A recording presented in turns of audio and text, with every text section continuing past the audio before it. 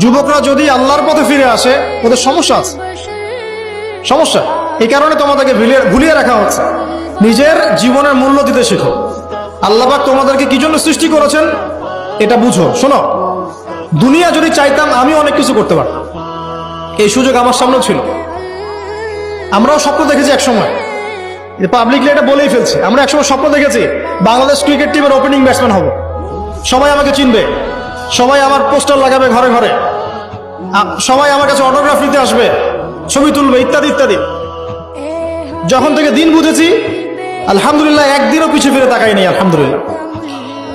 এখনো মানুষ কিন্তু ছবি তুলছে, আমাদের সাথে তুলতে যাচ্ছে, অটোগ্রাফ চাচ্ছে, একই বিষয়।